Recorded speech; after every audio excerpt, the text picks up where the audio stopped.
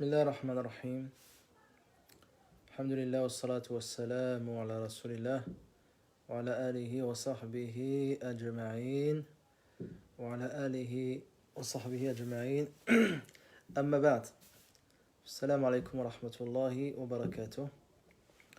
Donc on se retrouve pour le deuxième cours, Inch'Allah, de Kitab Fada'il as-Sahabati radiyallahu ta'ala anhum, de Sahih al-Imam Muslim.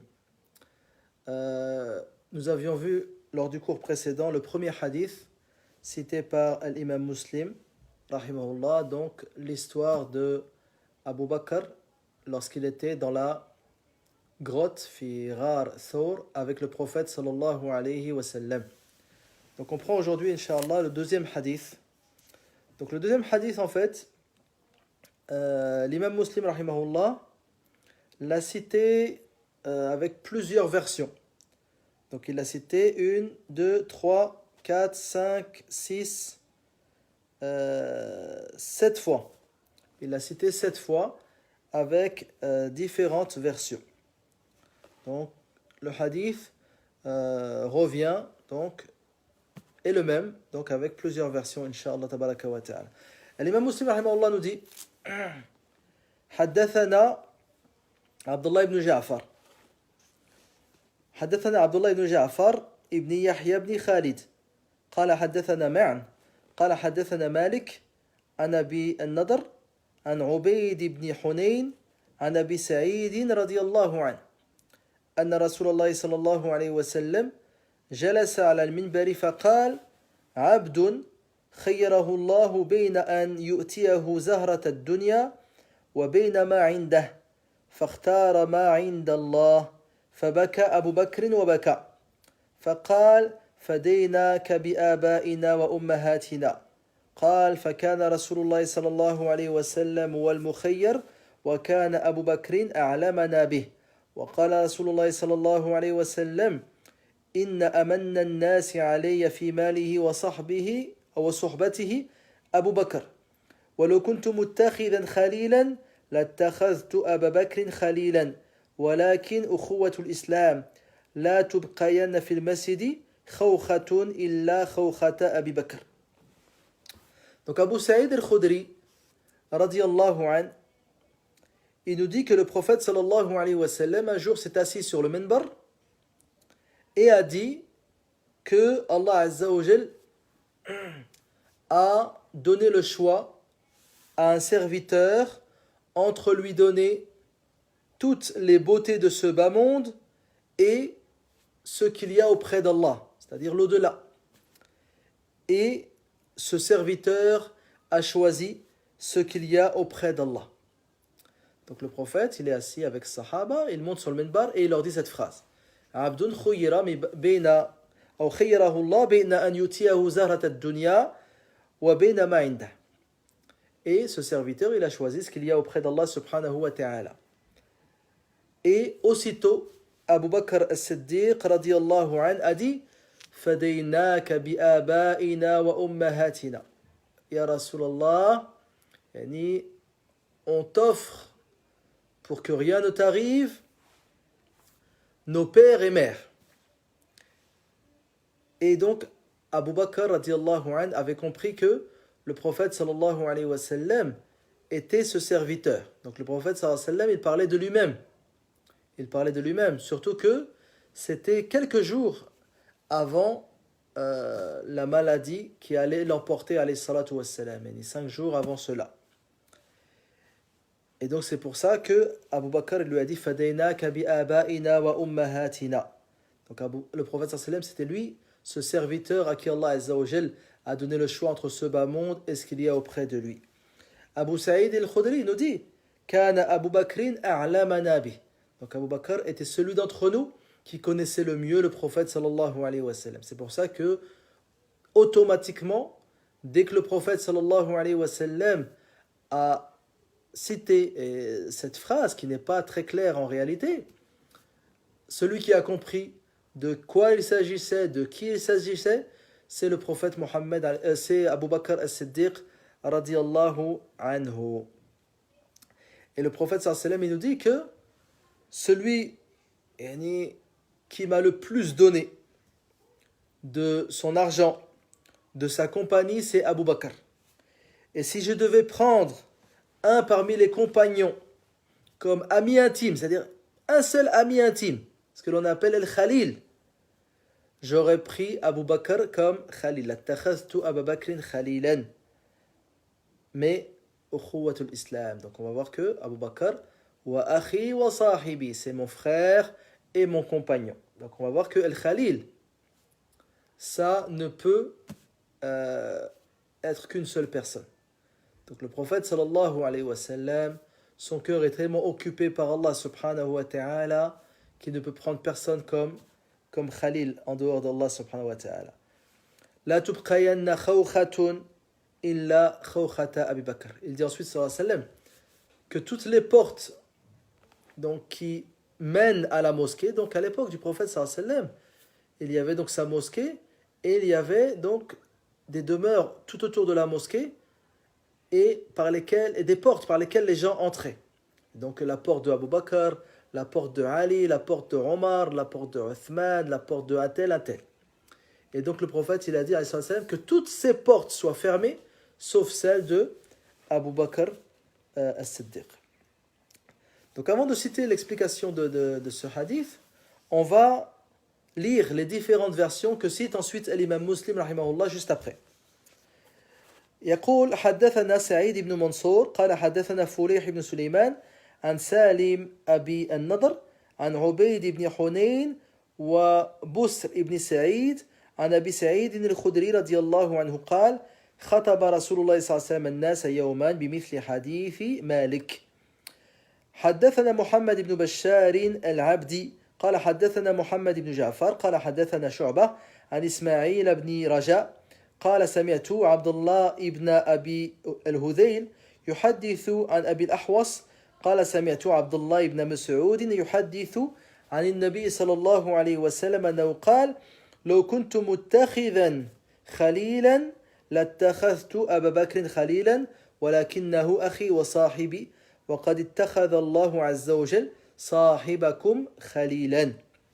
حدثنا محمد بن المثنى وابن بشار واللفظ لابن المثنى قال حدثنا محمد بن جعفر قال حدثنا شعبة عن أبي إسحاق عن أبي الأحوص عن عبد الله عن النبي صلى الله عليه وسلم أنه قال لو كنت متخذا من أمتي أحدا خليلا لاتخذت أبا بكر. حدثنا محمد بن المثنى وابن بشار قال حدثنا عبد الرحمن قال حدثني سفيان عن أبي الأحوص عن أبي إسحاق عن أبي الأحوص عن عبد الله وحدثنا عبد ابن حميد قال أخبرنا جعفر بن عون قال أخبرنا أبو عميس عن ابن مليكة عن عبد الله قال قال رسول الله صلى الله عليه وسلم لو كنت متخذا خليلا لاتخذت ابن أبي قحافة خليلا يعني أبا بكر. حدثنا عثمان ابن أبي شيبة وزهير بن حرب وإسحاق بن إبراهيم قال إسحاق أخبرنا وقال الآخران حدثنا جرير عن مغيرة عن واصل بن حيان عن عبد الله بن أبي الهذيل عن أبي الأحوص عن عبد الله عن النبي صلى الله عليه وسلم أنه قال لو كنت متخذا من أهل الأرض خليلا لاتخذت ابن أبي قحافة خليلا ولكن صاحبكم خليل الله.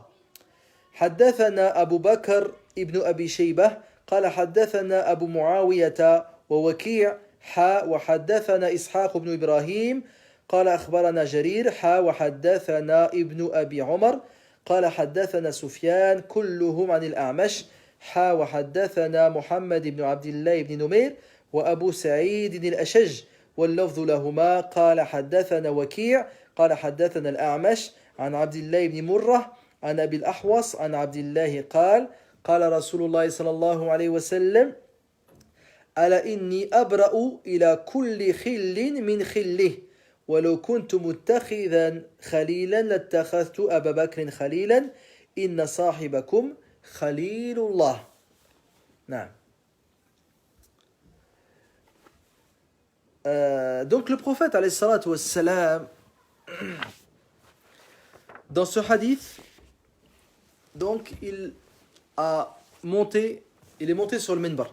Donc le prophète sallallahu alayhi wa sallam, il avait pour habitude, lorsque il devait tenir un sermon à ses compagnons, en dehors du sermon du Jumu'ah, en dehors du sermon de l'Aïd, en dehors du sermon de par exemple l'Istisqa ou bien autre, il montait sur le minbar. Donc à de nombreuses reprises, lorsqu'une chose touchait les musulmans, lorsque une chose importante était à enseigner aux compagnons radiyallahu anhum, il montait sur le minbar alayhi salatu wassalam.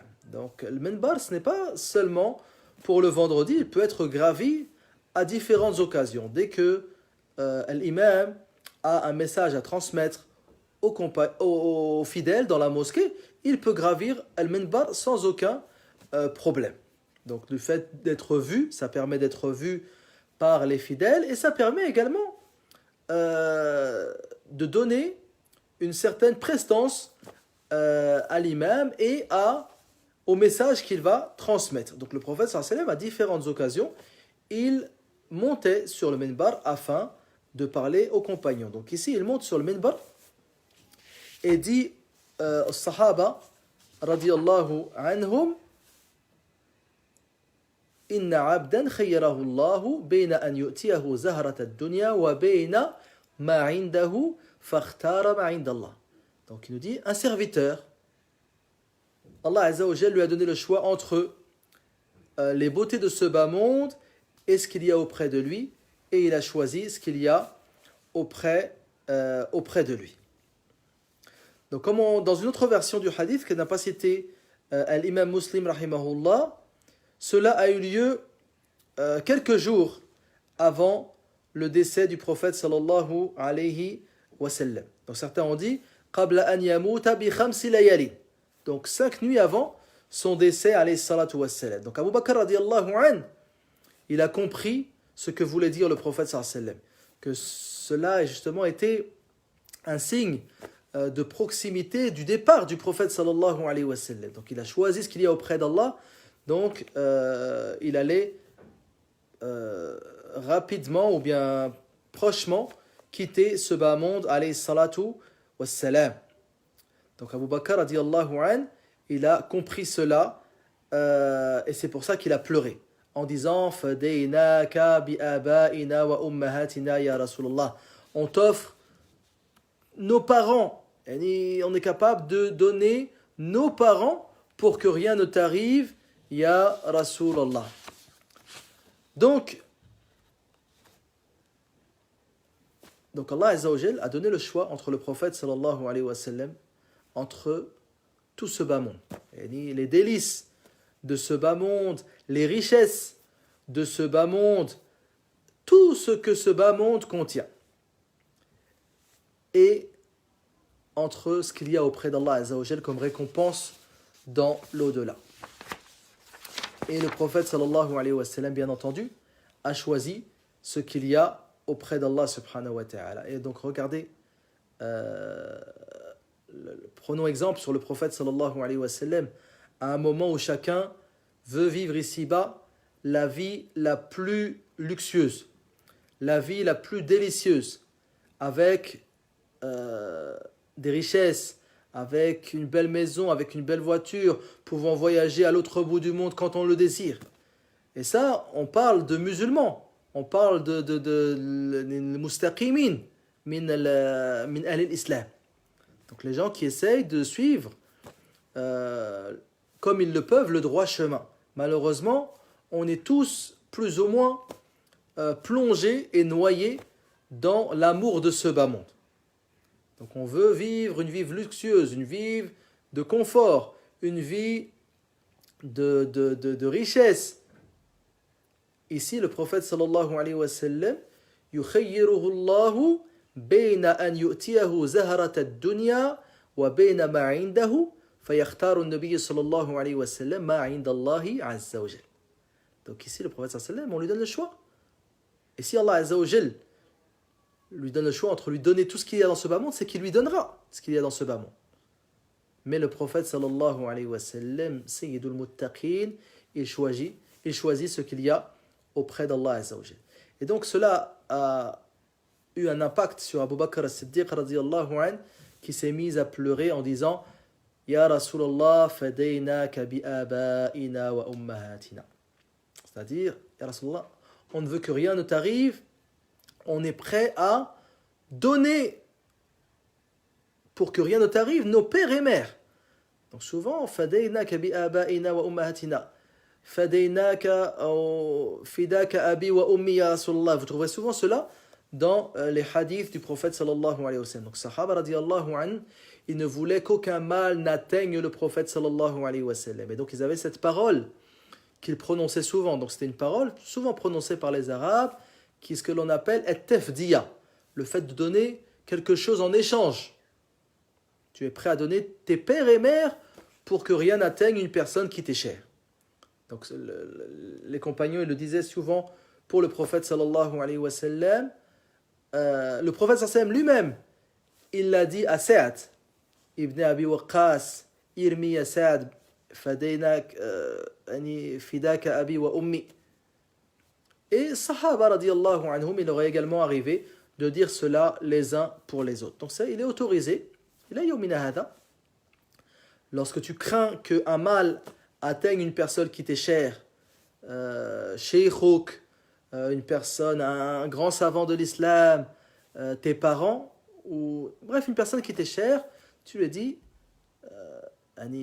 fadaytuka bi nafsi, par exemple pour tes parents, je préférais qu'un mal m'atteigne plutôt qu'un mal vous atteigne. Tu peux dire à ton professeur fadaynaka bi abaina wa ummahatina, à ton cheikh, à une personne qui t'est chère. Il n'y a aucun mal à cela, Inch'Allah tabaraka wa ta'ala. Donc les compagnons le disaient au prophète sallallahu alayhi wa sallam, le prophète sallallahu alayhi wa sallam l'a dit à Zubayr et à Sa'd ibn Abi Waqqas, et même les compagnons se disaient cela entre eux, radiyallahu anhum. Donc c'est ce que l'on appelle at-tafdiya. C'est ce que l'on appelle at-tafdiya. Al-Hafid ibn Hajar, rahimahullah, dans Fath al-Bari, il nous dit وَقَدْ اسْتَوْعَبَ الْأَخْبَارَ الدَّالَّةَ عَلَى الْجَوَازِ أبو بكر ابن أبي عاصم وجزم بجواز ذلك فقال للمرء أن يقول ذلك لسلطانه ولكبيره ولذوي العلم ولمن أحب من إخوانه غير محظور عليه ذلك بل يثاب عليه إذا قصد توقيره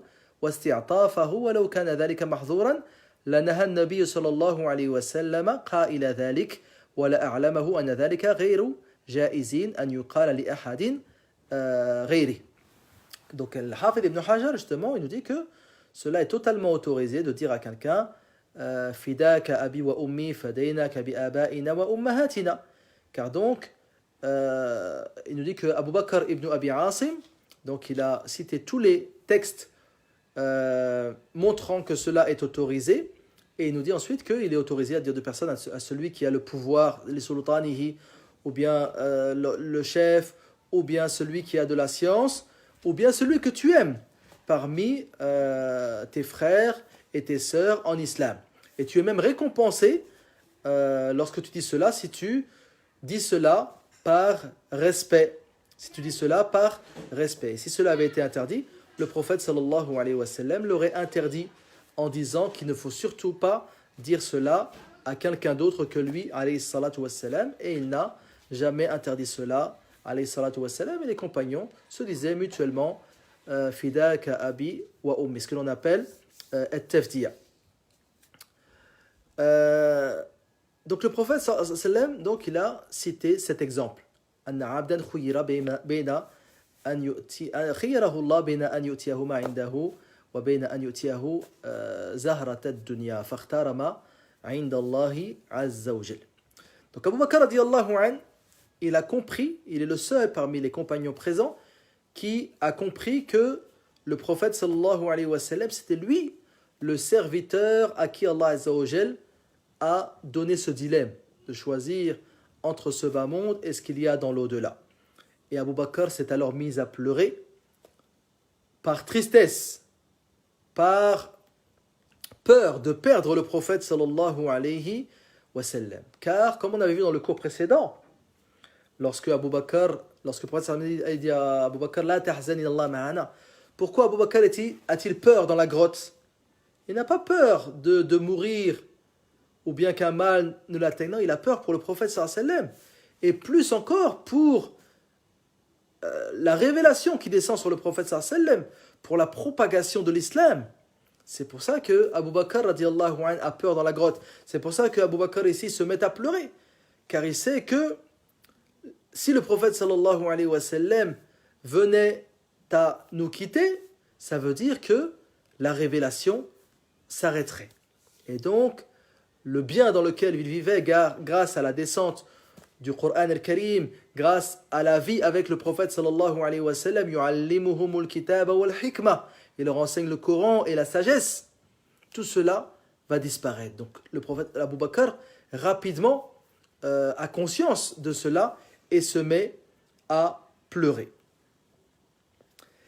Abu Saïd al-Khudri radiyallahu anhu, donc lorsqu'il voit que Abu Bakr a compris, il nous dit qu'Ana Abu Bakr a'lamana bi. Donc le prophète Abu Bakr, du fait de sa proximité avec le prophète sallallahu alayhi wa sallam, du fait qu'il fait partie des premiers compagnons radiyallahu anhum à avoir embrassé l'islam, c'est même le premier homme à avoir embrassé l'islam, il connaît très bien le prophète sallallahu alayhi wa sallam et il arrive même à comprendre les paroles qui ressemblent à des énigmes. C'est-à-dire ici, il nous dit un serviteur, Allah Azza wa Jal lui donne le choix entre telle chose et telle chose, et Abu Bakr, du fait de sa proximité avec le prophète sallallahu alayhi wa sallam, de sa science de la parole du prophète sallallahu alayhi wa sallam, il comprend que le prophète sallallahu alayhi wa sallam parle de lui-même. Et Abu Saïd admet qu'Ana Abu Bakr a'lamana bih.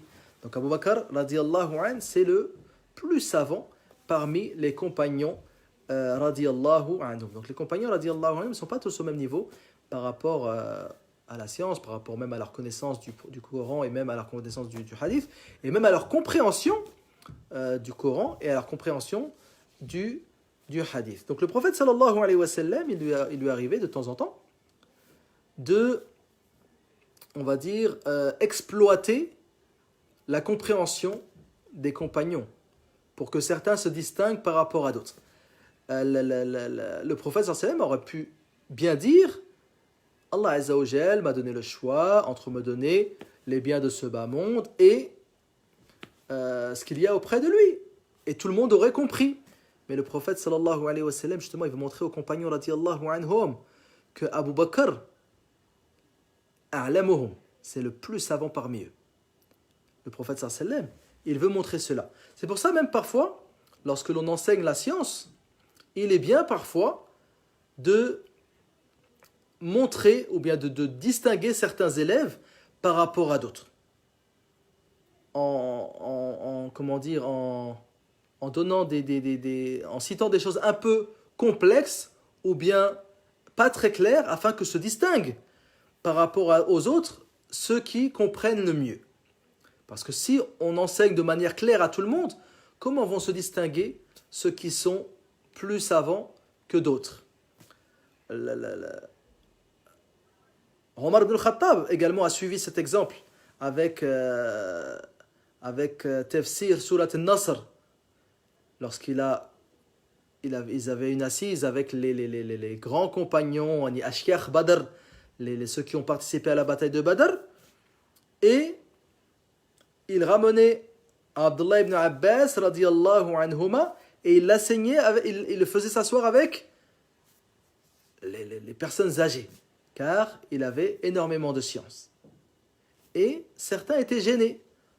Et que Abdullah ibn Abbas radiyallahu anhuma, un jeune homme s'asseye avec les personnes âgées parmi les Sahaba. Et Omar, il a voulu justement leur montrer la valeur de Abdullah ibn Abbas. Malgré son jeune âge, Allah Azza wa Jal lui a donné une science qui est souvent supérieure à beaucoup parmi les Sahaba. Ça, c'est le fruit de l'invocation du prophète sallallahu alayhi wa sallam. Allahumma faqihu fi din wa allimhu at-ta'wil. Et donc, lorsqu'il a vu que les Sahaba ils étaient gênés, Omar il a dit expliquez-moi surat An-Nasr. Idha ja'a nasrullahi wal fath wa ra'ayta an-nasa yadkhuluna fi dinillahi afwaja fasabbih bihamdi rabbika wastaghfirhu innahu kana tawwaba.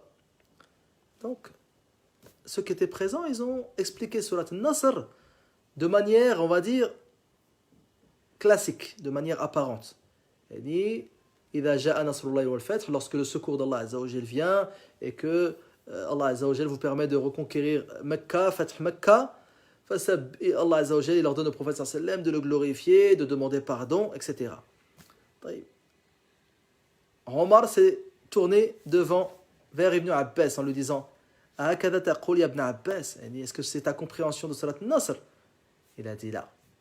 Surat An-Nasr هو إعلان بقرب أجل النبي صلى الله عليه وسلم. Donc c'est un signe, c'est une annonce de la proximité du décès du prophète sallallahu alayhi wa sallam. Et Omar ibn Khattab également, il avait cette compréhension de ce verset. Donc pour montrer que lorsque l'on enseigne, il est bien parfois de distinguer ceux qui comprennent le mieux des autres. Et c'est ce qu'a fait le prophète sallallahu alayhi wa sallam en citant cet exemple. C'est une sorte d'énigme que personne n'a compris à part Abu Bakr as-Siddiq radiyallahu anhu. Et donc, aucun musulman ne doit diverger sur le fait que Abu Bakr kana a'lam as-sahaba. C'était le plus savant parmi les compagnons radiyallahu anhum. Donc Abu Bakr, pourquoi a-t-il compris cela? Car le cœur de Abu Bakr radiyallahu anhu est rempli d'amour pour le prophète sallallahu alayhi wa sallam.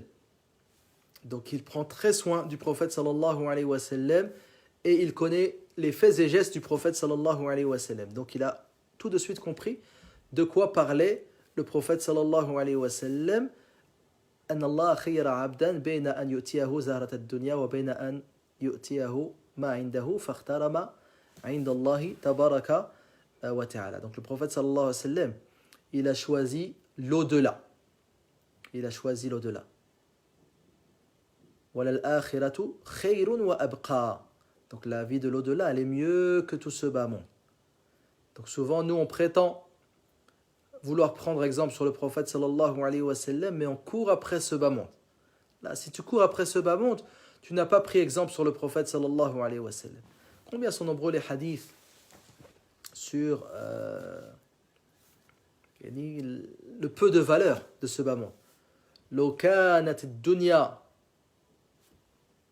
تساوي عند الله جناح بعوضة ما سقى كافرا شربة ماء أو كما قال النبي صلى الله عليه وسلم. Donc tout ce bas monde, ça n'a même pas auprès d'Allah Azza wa Jalla la valeur de l'aile d'un moustique. Donc nous on court après tout ce bas monde, alors qu'auprès d'Allah Azza wa Jalla, l'aile d'un moustique a plus de valeur que tout ce bas monde et tout ce qu'il contient. Donc il faut qu'on revienne à l'essentiel. Prendre exemple sur le prophète sallallahu alayhi wa sallam, ce n'est pas que dans l'apparence. Là, il faut également prendre exemple sur le prophète sallallahu alayhi wa sallam avec notre relation, notre cœur. Comment est-il par rapport à tout ce bas monde? Est-ce que l'on aime les plaisirs de ce bas monde, les richesses de ce bas monde? Est-ce qu'on court après ce bas monde? Si on est ainsi, on n'a pas pris exemple sur le prophète sallallahu alayhi wa sallam. Et prendre exemple sur le prophète sallallahu alayhi wa sallam par rapport à sa relation avec ce bas monde, c'est beaucoup plus important que de prendre exemple sur les choses apparentes. Même si tout est important, avoir un cœur proche du cœur du prophète sallallahu alayhi wa sallam, c'est la meilleure chose et le meilleur exemple que l'on puisse suivre. لَقَدْ كَانَ لَكُمْ فِي رَسُولِ اللَّهِ أُسْوَةٌ حَسَنَةٌ. Il y a dans le prophète sallallahu alayhi wa sallam un exemple à suivre et prendre exemple sur le prophète sallallahu alayhi wa sallam par rapport au rejet qu'il avait pour tout ce bas monde. Donc Allah Azza wa Jalla lui donne le choix entre lui donner na'im et dunya, tout ce que ce bas monde comporte, et ou bien choisir ce qu'il y a auprès d'Allah, et le prophète sallallahu alayhi wa sallam choisit ce qu'il y a auprès de lui. Si l'un d'entre nous, à l'heure actuelle, on lui donnait ce même dilemme, yani, on te donne fit dunya, tout ce que ce bas monde contient, tous les délices, tout ce que tu peux faire, ou bien une entrée au paradis.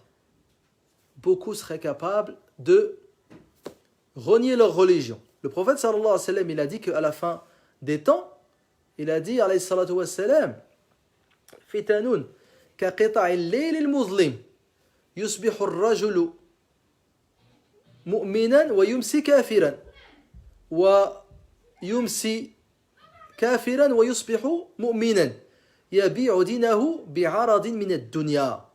Donc il y a des gens qui sont capables à la fin des temps de vendre leur religion pour quelques richesses de ce bas monde. Donc ici le prophète sallallahu alayhi wa sallam, regardez la fermeté et l'assurance dans la foi. L'iman thabit. Il a choisi ce qu'il y a auprès d'Allah subhanahu wa ta'ala. Ensuite le prophète sallallahu alayhi wa sallam lui dit Inna amanna an-nasi alayya fi malihi wa suhbatihi Abu Bakr.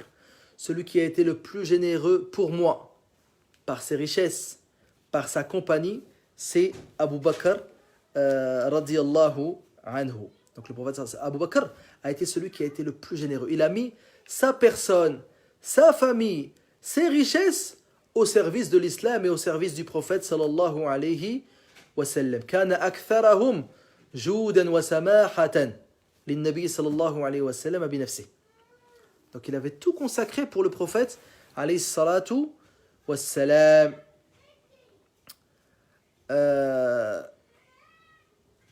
Également, Aïcha radiyallahu anha, donc la fille d'Abu Bakr, elle nous dit Anfaqa Abu Bakrin ala nabi sallallahu alayhi wa sallam 40,000 dirham. Donc il a dépensé pour le prophète sallallahu alayhi wa sallam 40 000 dirhams. Donc une grosse somme d'argent à travers sa vie. Tout ça pour l'islam. Qui serait capable pour l'islam de dépenser ni ce qu'il possède, ni de construire Baytullah, de financer ad-da'wa ila Allah, de financer Tiba'at al-Kutub, de financer ad-du'at ila Allah tabaraka wa ta'ala.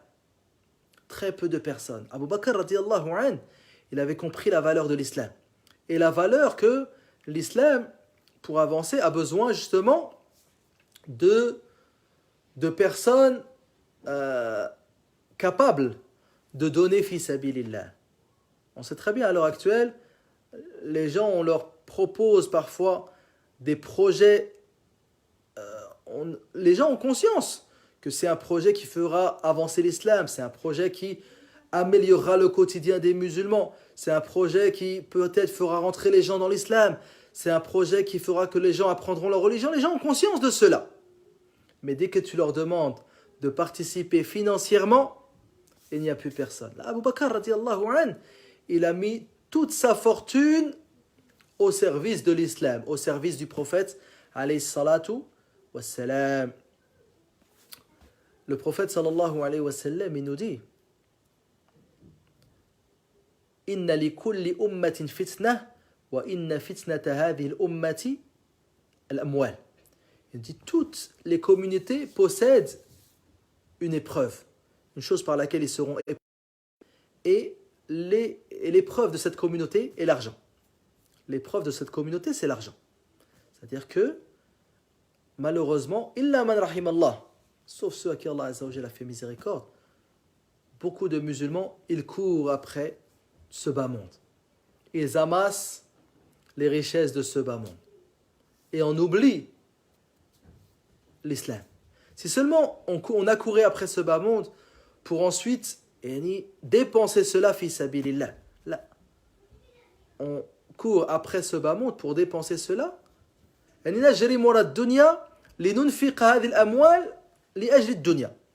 On court après la dunya pour dépenser ce que l'on gagne fi dunya les dunya. Donc tout cet argent ne reste que fi dunya. Là, si seulement on utilisait cet argent pour gagner des hasanat, pour faciliter la construction des mosquées, pour construire les écoles, comme l'école musulmane de Creil, pour financer ad-du'at ila Allah tabaraka wa ta'ala, pour éditer des livres. Bref, si seulement on utilisait cet argent pour cela. Là, on court après la dunya pour la dunya. Walayadu billah. Donc le prophète, alayhi salam, et Abu Bakr, al-Siddiq, le prophète, on lui a donné le choix entre tout ce bas monde et ce qu'il y a auprès d'Allah, il a choisi ce qu'il y a auprès d'Allah. Abu Bakr, il a mis au service de l'islam toute sa fortune, radiyallahu anhu. Et donc, le prophète, sallallahu alayhi wa sallam, c'est pour ça qu'il dit ensuite, وَلَوْ كُنْتُ مُتَّخِذًا خَلِيلًا لَاتَّخَذْتُ أَبَا بَكْرٍ خَلِيلًا. Si j'avais dû prendre un ami intime, donc l'amitié, il y a plusieurs degrés. Nous avons as-sadaqa et nous avons al-khulla ou bien al-khilla. Donc ça c'est vraiment l'ami intime. L'ami intime. Allah Azza wa Jalla ittakhadha wattakhadha Allahu Ibrahim khalilan. Donc Ibrahim, c'est Allah Azza wa Jalla l'a pris comme ami intime. Et il a pris également le prophète Mohammed sallallahu alayhi wa sallam khalilan, comme dans ce hadith, walakin sahibukum khalilullah. Donc le prophète sallallahu alayhi wa sallam, du fait qu'il est lui-même khalilullah, il ne peut pas prendre un parmi les sahaba radiyallahu anhum khalil. Donc lorsque tu es khalilullah, il n'y a plus de place pour personne. Il n'y a plus de place pour personne. Pour ça il va dire walakin ukhuwatul islam, walakin akhi wa sahibi. Il a dit c'est mon frère et mon compagnon. Bal huwa afdal as-sahaba radiyallahu anhum. C'est le meilleur parmi les compagnons radiyallahu anhum. Sinon Abu Bakr radiyallahu anhu, il mérite d'être l'ami intime du prophète sallallahu alayhi wa sallam. Il mérite. C'est pour ça que le prophète il dit Lo kuntu muttakhidan min ummati khalilan lattakhatu Abu Bakr khalilan. Il mérite. Il a les qualités qui font qu'il mérite d'être l'ami intime du prophète sallallahu alayhi wa sallam. Mais du fait que le prophète sallallahu alayhi wa sallam khalilullah, il ne peut à ce moment y avoir autre personne avec le prophète sallallahu alayhi wa sallam. يقول لا إله إلا الله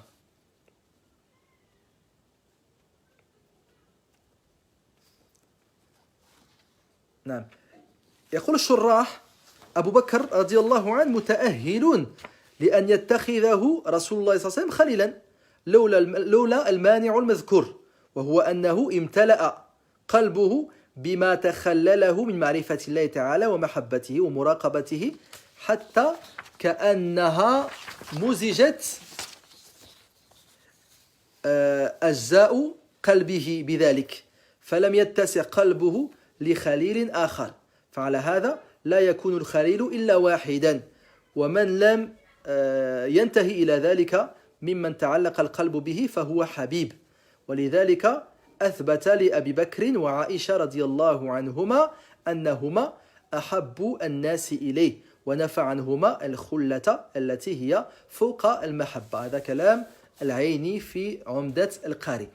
Donc nous avons العيني الحنفي رحمه الله qui a un livre qui s'appelle عمدة القاري شرح صحيح الإمام البخاري.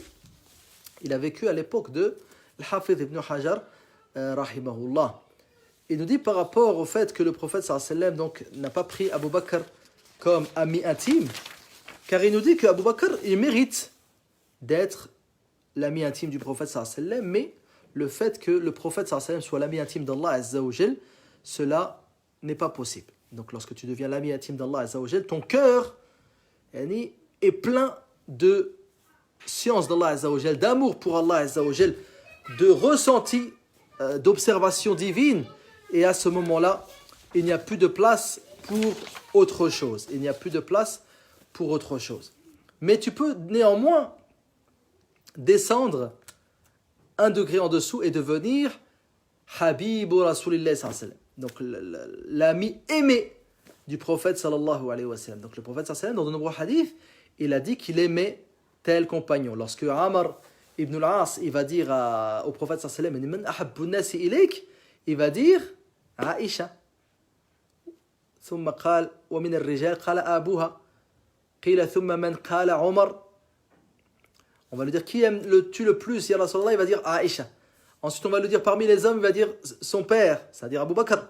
Et ensuite, on va lui dire qui? Il va dire Omar ibn al-Khattab, radiyallahu anhu. Donc, tous ceux à qui le prophète sallallahu alayhi wa sallam a dit qu'il les aimait, hum ahibba'u an-nabi sallallahu alayhi wa sallam. Et sinon, beaucoup de compagnons, radiyallahu anhum, considéraient le prophète, eux, comme leur ami intime. C'est-à-dire qu'ils aimaient tellement le prophète sallallahu alayhi wa sallam qu'ils le considéraient comme Khalil. Mais le prophète ne peut pas prendre quelqu'un comme Khalil. Par exemple, Abu Huraira radiyallahu anhu, il dit Awsani Khalili bi thalath.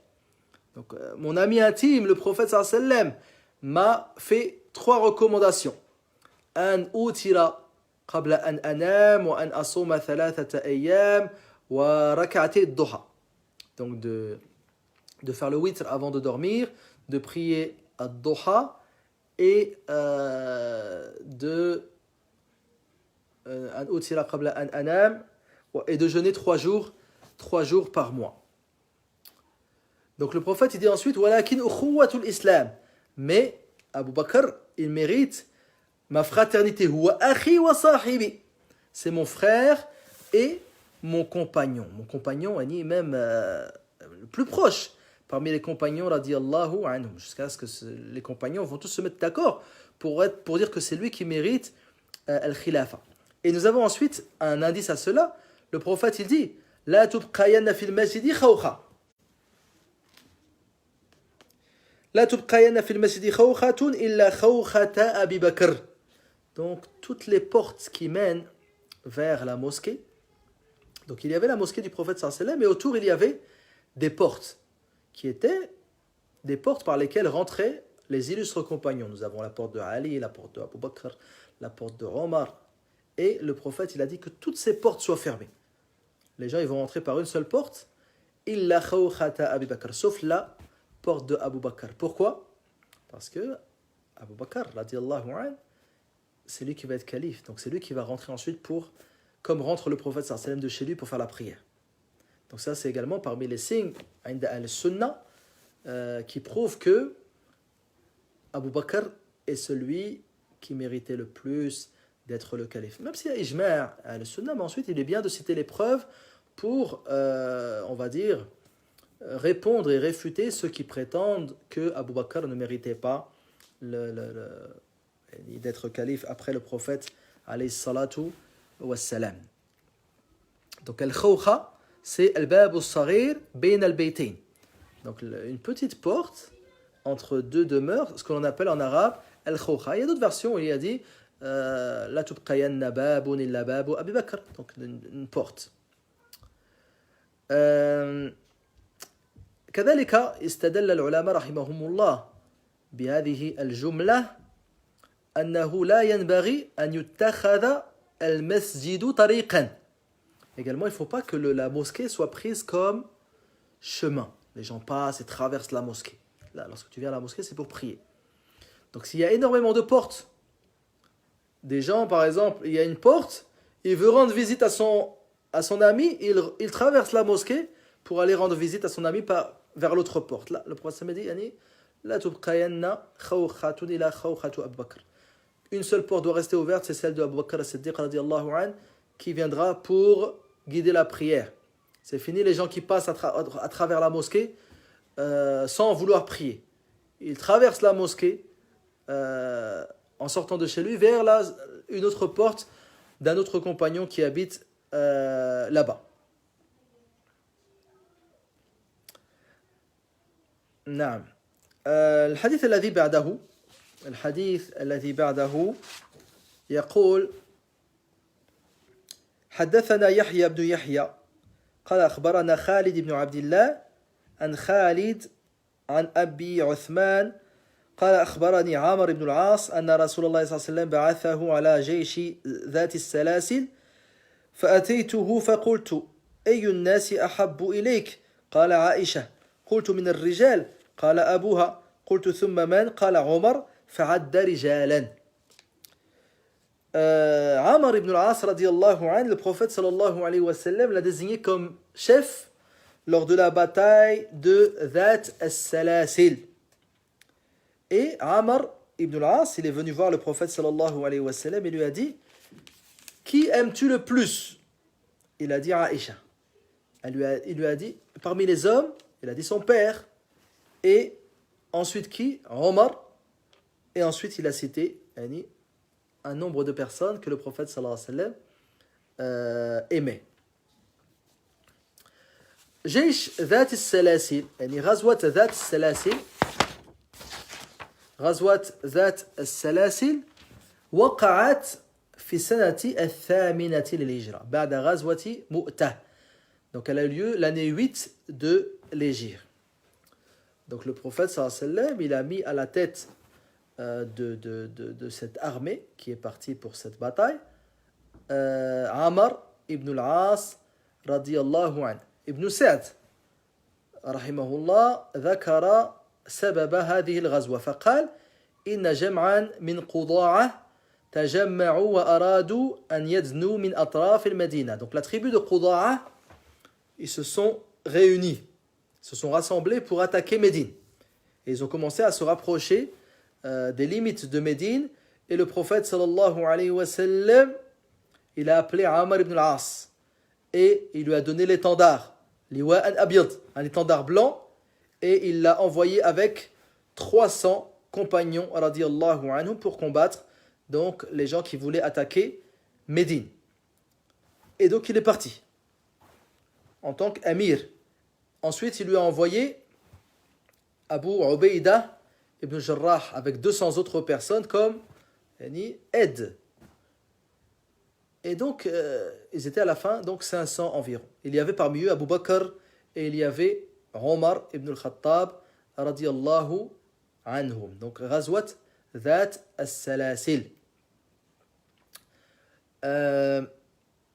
Et donc, après cette bataille, Amr ibn al-As, il est parti voir le prophète, il lui a dit: Man ahabbu nasi ilayk? Quelle est la personne que tu aimes le plus? Il a dit Aïcha.